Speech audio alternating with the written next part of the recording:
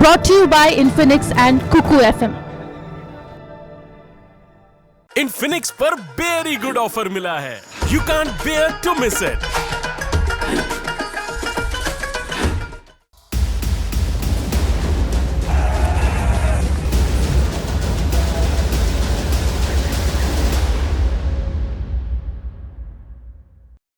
28 October 1922 की सुबह काले रंग की शर्ट पहने 30,000 से ज्यादा लोग इटली की राजधानी रोम की सड़कों पर संवेद स्वर में मार्च कर रहे थे।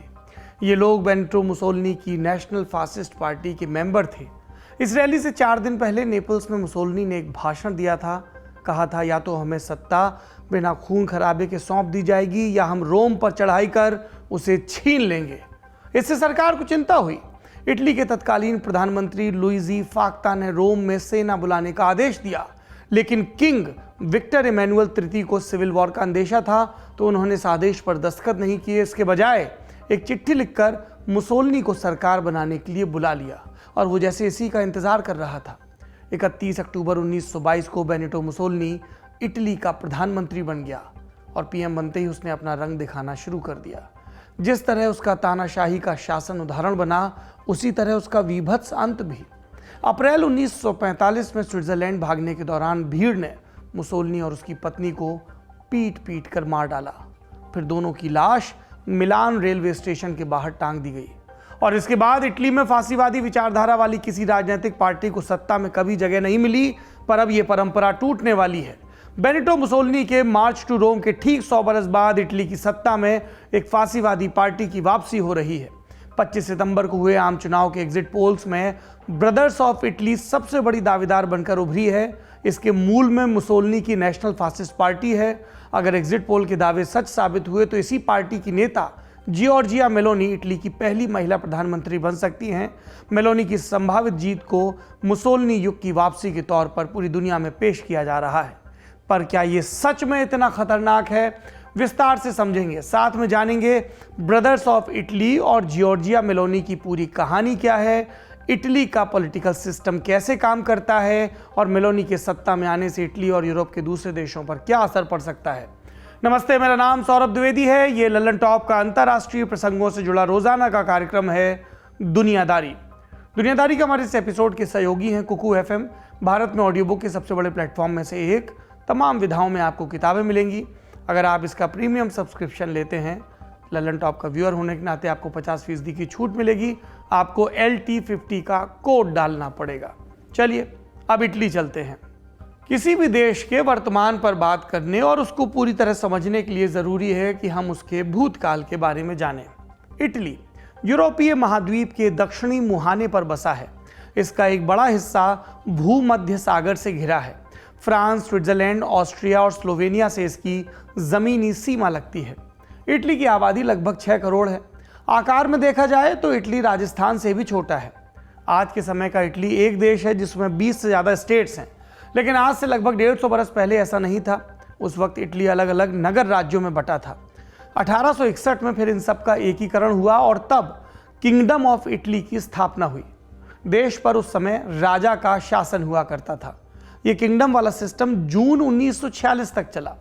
सेकेंड वर्ल्ड वॉर में हार के बाद इटली में जनमत संग्रह हुआ, जिसमें जनता ने कहा राजशाही खत्म कर दो, और फिर इटली में लोकतांत्रिक व्यवस्था की शुरुआत हुई।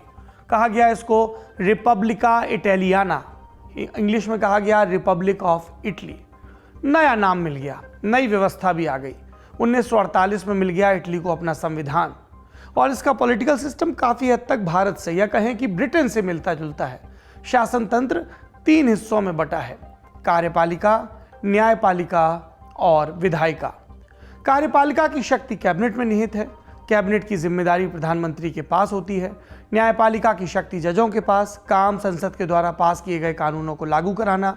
इटली में जजों की लेकिन नियुक्ति नहीं होती, वे परीक्षा और इंटरनल कमीशन के जरिए चुने जाते हैं। तीसरा अंग है विधायिका का।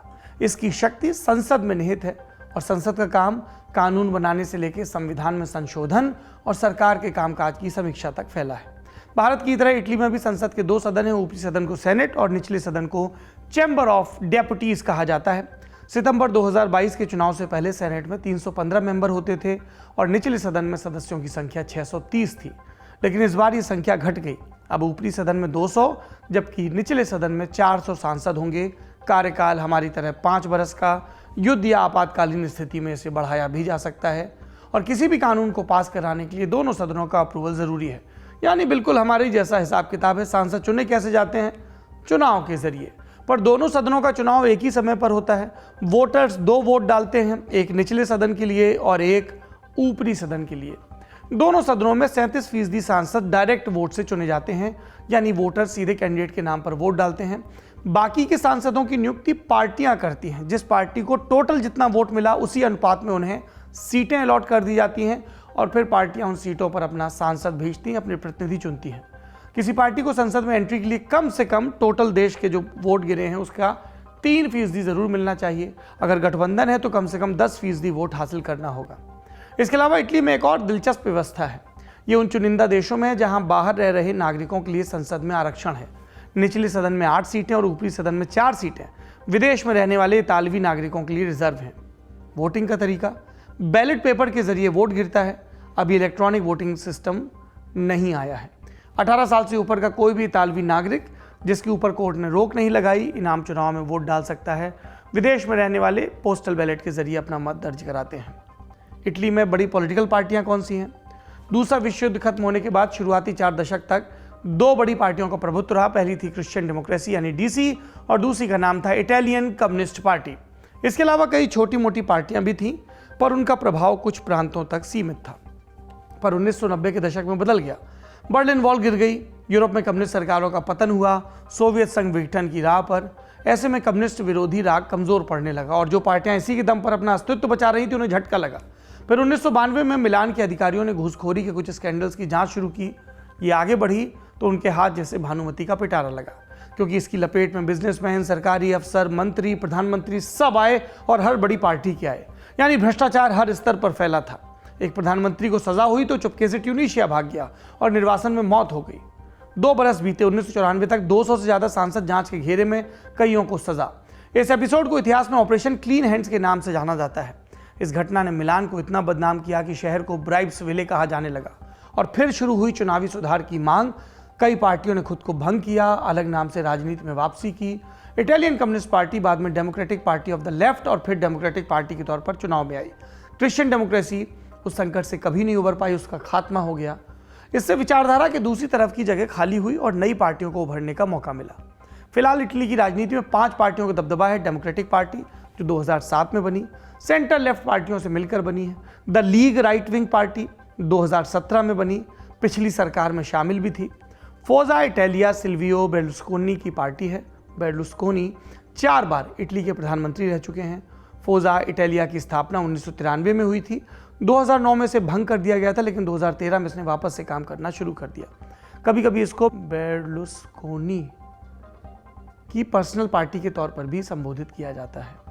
5 स्टार मूवमेंट साल 2009 में बनाई गई पार्टी थी।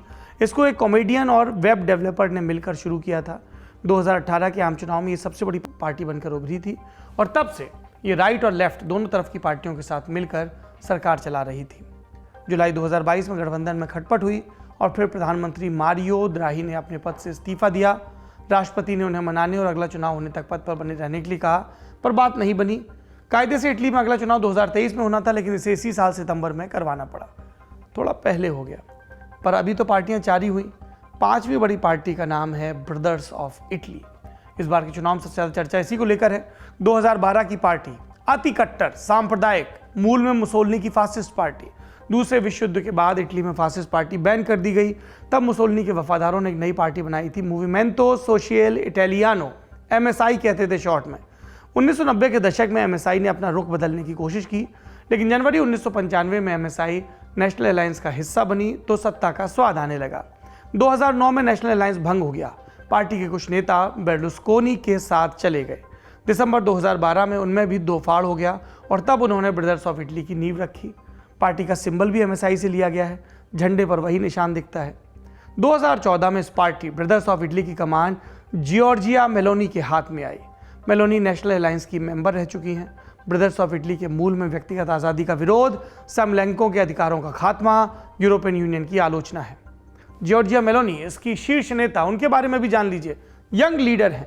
1977 में उनका जन्म हुआ। 15 वर्ष की उम्र में उन्होंने MSI का यूथ विंग ज्वाइन किया। 1995 में जब वो MSI के लिए चुनाव प्रचार कर रही थी, तब उन्होंने एक टीवी चैनल पर मुसोलिनी की तारीफ की थी और कहा था, मुझे लगता है कि मुसोलिनी एक अच्छे राजनेता थे, उन्होंने जो कुछ किया इटली के लिए किया। पार्टी कमान संभालने के बाद उन्होंने कभी खुले तौर पर मुसोलिनी की आलोचना नहीं की, बस इतना कहती रही कि उनकी पार्टी रूढ़िवादी है और फांसीवाद तो अब बीते समय की बात हो चुका है। आज हम ब्रदर्स ऑफ इटली और जॉर्जिया मेलोनी की चर्चा क्यों कर रहे हैं, शुरू में बताया। इटली में 25 सितंबर को आम चुनाव हुए। इसके तुरंत बाद एग्जिट पोल के नतीजे आए, जिसके मुताबिक ब्रदर्स ऑफ इटली सबसे बड़ी पार्टी बनकर उभर रही है और पार्टी ने सिल्वियो बेर्लुस्कोनी की फोर्जा इटालिया और प्रवासी विरोधी द लीग के साथ गठबंधन भी बनाया है। 40 से 45% वोट मिलने की संभावना है। ऐसा हुआ तो जॉर्जिया मेलोनी का प्रधानमंत्री बनना तय है। वो इटली की पहली महिला प्रधानमंत्री बन सकती हैं।